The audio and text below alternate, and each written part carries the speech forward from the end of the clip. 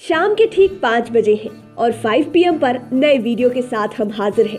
आज हम आपको बिहार के टॉप 5 दलित नेताओं के बारे में बताने जा रहे हैं। लेकिन वीडियो शुरू करने से पहले हम चाहेंगे कि आप हमारे YouTube चैनल 5 PM को सब्सक्राइब कर लें, साथ ही Facebook पेज को भी लाइक कर लें ताकि इसी तरह के वीडियोस हम आप तक आसानी से पहुंचा पाएं। बिहार में इन दिनों दलित राजनीति भी खूब हो रही है। कोई भी राजनीतिक दल इससे अछूता नहीं है। हर पार्टी चाहती है कि दलित राजनीति का बड़ा चेहरा उनके साथ रहे, इसलिए वैसे नेताओं को पार्टी में मलाईदार पद भी दिए जा रहे हैं। इतना ही नहीं, बिहार देश का ऐसा पहला राज्य है जिसने पहला दलित उप प्रधानमंत्री दिया। बिहार के भोजपुर जिले के चंदवा गांव के बाबू जगजीवन राम जनता दल की सरकार में पहले दलित उप प्रधानमंत्री के रूप में चुने गए थे। बिहार की बात करें तो यहाँ भोला पासवान शास्त्री पहले दलित सीएम बने। 16% दलित आबादी वाले राज्य में दलित नेताओं की कमी बिल्कुल नहीं है। ऐसे में आज 5 PM के 5 का तड़का में हम आपको बताएंगे कि तमाम दलित नेताओं में से वो कौन से टॉप 5 नेता हैं जो इस समाज के सिरमौर माने जाते हैं। बात नंबर 5 की करते हैं। बीजेपी के नेता हैं डॉक्टर संजय पासवान। अपने बेबाक बयानों से लेकर अपनी गतिविधियों तक के लिए हमेशा सुर्खियों में रहने वाले बीजेपी नेता संजय पासवान हमारी लिस्ट में 5वें नंबर पर है। कभी गले में सांप धारण करके तो कभी एनडीए नेताओं पर हमला करके तो कभी दलित नेताओं पर ही निशाना साध कर हमेशा चर्चा में रहते हैं। 2021 के दिसंबर माह में संजय पासवान ने अपनी बिटिया अदिति नारायण की शादी की। यह शादी पटना में हुई। जेएनयू की रिसर्चर रही अदिति नारायण की शादी इस मायने में सबसे अलग थी कि इसमें शामिल पुरोहित महिलाएं थी। मुंबई से 2 महिला पुरोहित शादी कराने पटना पहुंची थी। महिला पुरोहित होने की वजह से संजय पासवान की बेटी की शादी सियासी गलियारे से लेकर आम आवाम में काफी चर्चित रही। संजय पासवान उस समय भी चर्चा में आ गए थे जब गले में गेहुअन सांप धारण कर अपना फोटो सोशल मीडिया पर पोस्ट कर दिया था। इसे लेकर ये काफी ट्रोल भी हुए थे। प्रधानमंत्री अटल बिहारी वाजपेयी के कार्यकाल में ये नवादा लोकसभा सीट से चुनाव जीते। केंद्रीय कैबिनेट में भी इन्हें जगह मिली। तब संजय पासवान केंद्र में मानव संसाधन राज्य मंत्री बनाए गए। भले ही संजय पासवान दलित समाज से आते हैं, लेकिन उन्होंने दलित होने का कभी ना तो रौब जमाया और ना ही पार्टी के अंदर इसका फायदा उठाया। इन्होंने 10 साल पहले घोषणा कर दी थी कि मैं विधानसभा या लोकसभा का चुनाव अनुसूचित जातियों के लिए सुरक्षित सीट से नहीं लड़ूंगा। बीच में कई चुनाव हुए, लेकिन ये अपनी बात पर कायम रहे। इसी तर्क के आधार पर इन्होंने विधान परिषद की अनुसूचित जाति जनजाति समिति के सभापति पद से भी इस्तीफा दे दिया, क्योंकि इन्हें अनुसूचित जाति के होने के कारण यह पद दिया गया था, जो कि इन्हें अच्छा नहीं लगा। तब इन्होंने कहा था कि जाति और लिंग के आधार पर समितियों का सभापति बनना गलत है।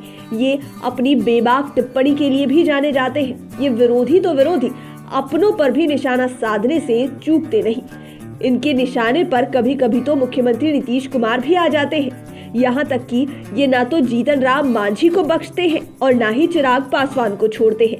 तभी तो इन्होंने चिराग को सीधे सीधे सुना दिया था कि किसी का बेटा होने के नाते किसी को कोई पद मिल जाए तो वह रामविलास पासवान की हैसियत हासिल नहीं कर सकता है।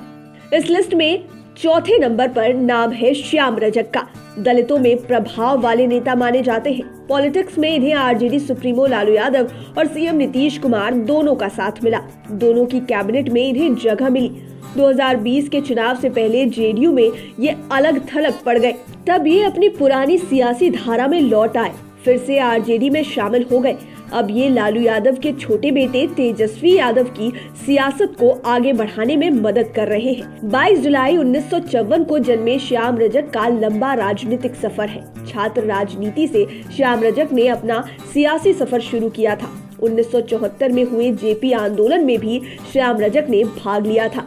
आपातकाल के खिलाफ आवाज उठाते हुए जेल भी गए थे। 2015 के चुनाव में 6ठी बार विधायक बने और नीतीश सरकार में कैबिनेट मंत्री की जिम्मेदारी भी निभाई। ये पहली बार आरजेडी के टिकट पर 1995 में विधायक बने थे। इसके बाद इन्होंने कभी सियासत में पलट कर नहीं देखा और आगे बढ़ते चले गए। 1995 के बाद साल 2000, फरवरी 2005 और नवंबर 2005 में आरजेडी के ही टिकट पर विधायक बने। इस दौरान लालू यादव से लेकर राबड़ी देवी की सरकार में कैबिनेट मंत्री रहे, लेकिन 2010 के चुनाव से एक साल पहले इन्होंने जेडीयू का दामन थाम लिया। 2010 और 2015 के चुनाव में जेडीयू प्रत्याशी के तौर पर विधायक बने। बिहार विधानसभा में फुलवारी शरीफ सीट का प्रतिनिधित्व करते रहे। 2020 के भी चुनाव में फुलवारी शरीफ से टिकट मिलने की उम्मीद थी, लेकिन यह सीट महागठबंधन के तहत वाम दल को मिल गई। श्याम रजक अखिल भारतीय धोबी महासंघ के राष्ट्रीय अध्यक्ष भी हैं और इन्हें सामाजिक कार्यों में काफी रुचि है। South African international trade exhibition में भाग लेने हेतु दक्षिण अफ्रीका का भ्रमण करने वाले श्याम रजक ने पूर्व प्रधानमंत्री चंद्रशेखर के नेतृत्व में कन्याकुमारी से दिल्ली तक पदयात्रा भी की थी।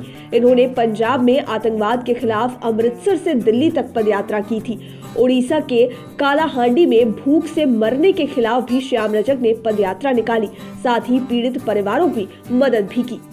अब बात नंबर 3 की। जेडीयू पार्टी में शामिल अशोक चौधरी टॉप 5 दलित नेताओं की लिस्ट में तीसरे नंबर पर है। दलित में ही महादलित समुदाय से आने वाले अशोक चौधरी जेडीयू में आने से पहले 4 साल से अधिक समय तक बिहार कांग्रेस के अध्यक्ष रहे थे। ये कांग्रेस के राष्ट्रीय अध्यक्ष रह चुके राहुल गांधी के करीबी नेता माने जाते थे, लेकिन 1 मार्च 2018 को अशोक चौधरी ने कांग्रेस को अलविदा कह दिया। बिहार में नीतीश कुमार की 2020 में जब फिर से ताजपोशी हुई तो इनके साथ शपथ लेने वाले मंत्रियों में अशोक चौधरी भी शामिल थे। वर्तमान में भवन निर्माण मंत्री हैं।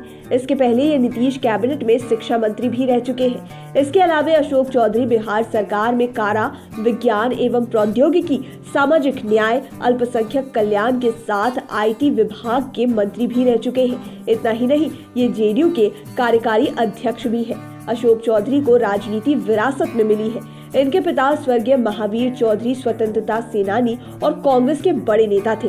वे भी राज्य सरकार में महत्वपूर्ण विभागों के मंत्री रहे थे। छात्र जीवन से ही अशोक चौधरी ने युवा कांग्रेस के साथ अपनी राजनीति की शुरुआत की। सन 2000 में पहली बार बरबीघा से विधायक बने और इसके साथ ही इन्हें राबड़ी कैबिनेट में कारा राज्य मंत्री बनाया गया। ये दूसरी बार 2005 में भी बरबीघा से ही विधायक बने। दूसरी बार ये मंत्री नहीं बन पाए। तत्कालीन कांग्रेस अध्यक्ष सोनिया गांधी ने इन्हें 2013 में बिहार कांग्रेस के अध्यक्ष पद का भी जिम्मा सौंपा। अगले वर्ष 2014 में ये एमएलसी बने। इनके बेहतर प्रबंधन में 2015 के विधानसभा चुनाव में कांग्रेस ने 27 विधायक की सीट जीती, लेकिन अंदरूनी खटपट के बाद ये जेडीयू में चले गए। श्याम रजक के आरजेडी में वापस लौटने के बाद अशोक चौधरी जेडीयू में दलित चेहरा बनकर उभरे। यही वजह रही कि नीतीश कुमार ने वर्चुअल रैली के वक्त भी अशोक चौधरी को अपने मंच पर जगह दी थी। खास बात कि जब अशोक चौधरी जेडीयू में शामिल हुए तो नीतीश कुमार ने खुद इन्हें पार्टी की सदस्यता दी और शॉल ओढ़ाकर स्वागत किया। बिहार कांग्रेस के अध्यक्ष रहे अशोक चौधरी को पार्टी चलाने का और चुनाव के समय क्या और कैसे प्रबंधन करना है, इसका अच्छा खासा अनुभव है। यही वजह रही कि तारापुर उपचुनाव में भी अशोक चौधरी का चुनावी प्रबंधन में अहम रोल रहा और इसमें जेडीयू को सफलता भी मिली। अब चर्चा करते हैं इस लिस्ट में नंबर 2 की। दलित नेताओं में जीतन राम मांझी काफी प्रभावी चेहरा है। ये इस लिस्ट में दूसरे स्थान पर है। बिहार के सीएम रह चुके जीतन राम मांझी वर्तमान में अपनी पार्टी हम के राष्ट्रीय अध्यक्ष हैं और इनके कई रिश्तेदार विधायक हैं। इनके बेटे संतोष सुमन नीतीश कैबिनेट के मंत्री हैं। दलित चेहरों में ये इतने प्रभावशाली हैं कि एनडीए में रहते हुए भी बीजेपी को धमकी देने से नहीं हिचकिचाते। जीतन राम मांझी बेहद गरीब परिवार से आते हैं। गया के खिजरसराय प्रखंड के महकार गांव में जन्म लेने वाले जीतन राम मांझी ने अपनी प्रारंभिक पढ़ाई की, फिर ग्रेजुएशन की डिग्री ली। इसके बाद इन्होंने टेलीफोन विभाग में नौकरी ज्वाइन कर ली। 1 दशक तक नौकरी करने के बाद जब छोटा भाई पुलिस अधिकारी बना, तब जीतन राम मांझी ने नौकरी छोड़ दी और पॉलिटिक्स में एंट्री करते हुए सीधे फतेहपुर विधानसभा चुनाव में कूद गए। पहली बार में चुनाव जीते और मंत्री भी बन गए। ये फतेहपुर के अलावे बाराचट्टी, बोधगया, मखदुमपुर और इमामगंज से भी चुनाव जीत चुके हैं। 2020 में अंतिम बार इमामगंज से ही चुनाव लड़े और लगभग 15,000 वोटों से आरजेडी के उदय नारायण चौधरी को हरा दिया। कांग्रेस से राजनीतिक पारी की शुरुआत करने वाले जीतन राम मांझी ने वक्त की नजाकत को भांपते हुए इस पार्टी से उस पार्टी और उस पार्टी से इस पार्टी का सफर जारी रखा और इसका इन्हें फायदा भी मिलता रहा। ये 1990 के दशक में जनता दल में शामिल हुए और फिर आरजेडी में चले गए।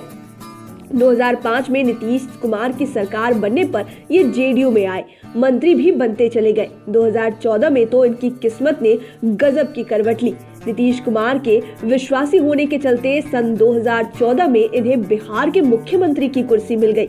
लेकिन अपने विवादित बोल से हमेशा सुर्खियों में रहने वाले मांझी ने कुछ ऐसे बयान दे दिए और फैसले भी ले लिए जिसकी नीतीश कुमार ने कतई उम्मीद नहीं की थी। इससे नीतीश कुमार ने इन्हें सीएम की कुर्सी से हटा दिया। फिर मांझी ने 2015 में हिंदुस्तानी आवाम मोर्चा यानी कि हम पार्टी का गठन किया। हालांकि 2015 में इन्हें सफलता नहीं मिली। इसके बाद ये फिर से एनडीए में आ गए। एनडीए के बैनर तले 2020 के विधानसभा चुनाव में मांझी की पार्टी को 7 में से 4 सीटें आई। जीतन राम मांझी बिहार के उन गिने चुने नेताओं में से हैं जिन्होंने बिंदेश्वरी दुबे, सत्येंद्र नारायण सिन्हा, जगन्नाथ मिश्र, लालू यादव, राबड़ी देवी और नीतीश कुमार की सरकार में मंत्री के तौर पर पदभार संभाला। इतने लंबे राजनीतिक अनुभव के बाद भी मांझी अभी तक एक बार भी सांसद नहीं बने हैं। साथ ही अपने विवादित बयान के कारण हमेशा सुर्खियों में भी आ जाते हैं। ऐसे ही बयान में 2021 के दिसंबर माह में ब्राह्मण समाज को इन्होंने गाली दे दी। बाद में इन्हें डैमेज कंट्रोल के लिए काफी मेहनत करनी पड़ी। अब चर्चा करते हैं दलित नेताओं में नंबर 1 की। दलितों के बीच चिराग पासवान सबसे पॉपुलर चेहरे हैं। सियासी पंडित भी मानते हैं कि दलित समाज का चिराग पासवान पर ज्यादा भरोसा है। इस लिस्ट में जमुई के सांसद चिराग पासवान पहले नंबर पर है। इनके पिता रामविलास पासवान की समृद्ध विरासत है। पिता का सानिध्य इन्हें बचपन से मिलता रहा। रामविलास पासवान केंद्र में कई दफे मंत्री रहे थे। कहा जा सकता है कि जब से रामविलास पासवान की पॉलिटिक्स में एंट्री हुई, हर सरकार में वे मंत्री बने। 2020 में रामविलास पासवान का निधन हो गया। इसके बाद से पार्टी से लेकर समाज तक को संभालने की जिम्मेदारी चिराग पासवान पर आ गई। पारिवारिक विवादों की वजह से रामविलास पासवान की बनाई पार्टी लोजपा चाचा भतीजे के बीच में टूट गई। वर्षों का जुड़ा परिवार बिखर गया। लेकिन चिराग पासवान के हिस्से में जो पार्टी आई उसके नाम में पिता का नाम जुड़ा हुआ है। नई पार्टी का नाम हुआ लोजपा रामविलास। अब इस नई पार्टी के सर्वे सर्वा चिराग है। चिराग पासवान पर दलित समाज का कितना अधिक भरोसा है ये 2020 के विधानसभा चुनाव में देखने को मिला। इनकी वजह से जेडीयू सूबे में तीसरे नंबर पर आ गई। दरअसल 2020 के चुनाव में एनडीए से लोजपा बाहर आ गई थी। उस समय पार्टी का बंटवारा नहीं हुआ था। ऐसे में लोजपा ने बिहार में जेडीयू उम्मीदवारों के पैरेलल अपना उम्मीदवार उतार दिया। इसका खामियाजा नीतीश कुमार की पार्टी को भुगतना पड़ा। इसे नीतीश कुमार भी कई बार स्वीकार कर चुके हैं। पॉलिटिक्स में आने से पहले चिराग पासवान बॉलीवुड में भी अपनी किस्मत आजमाने मुंबई गए हुए थे। छोटे बैनर की एक फिल्म भी इन्होंने की थी। फिल्म में सफलता नहीं मिली तो फिर चिराग राजनीति में आ गए। 2014 में चिराग पासवान के ही कहने पर रामविलास पासवान ने बीजेपी से गठबंधन कर एनडीए में शामिल होने का फैसला लिया था। रामविलास पासवान को मौसम वैज्ञानिक भी कहा जाता था। चिराग की बातों में रामविलास पासवान को विश्वास की एक झलक दिखी। इसका फायदा मिला। एनडीए के बैनर तले पिता रामविलास पासवान और चिराग पासवान एक साथ लोकसभा पहुंचे। पिता मंत्री बने। 2019 में पिता की तबीयत बिगड़ी, तब इनकी जगह चाचा पशुपति कुमार पारस ने चुनाव लड़ा, जबकि चिराग खुद दोबारा जमुई से खड़े हुए। इस बार चिराग चाचा के साथ सदन पहुंचे, लेकिन 2020 के बिहार चुनाव ने एनडीए के साथ ही परिवार में भी कड़वाहट ला दी। रामविलास पासवान के निधन के बाद चाचा पशुपति कुमार पारस और चिराग पासवान के बीच दुश्मनी आर पार वाली हो गई। पार्टी एनडीए से बाहर हो गई, लोजपा टूट गई, परिवार बिखर गया। लेकिन बिहार में 2020 में 2 सीटों पर हुए उपचुनाव में चिराग की पार्टी तीसरे स्थान पर रही। कांग्रेस उससे काफी पीछे रह गई थी। उम्मीद है ये वीडियो आपको पसंद आया होगा। इसी तरह के वीडियोस के लिए आप हमारे YouTube चैनल 5 PM को सब्सक्राइब कर लें, साथ ही Facebook पेज को भी लाइक करें। धन्यवाद।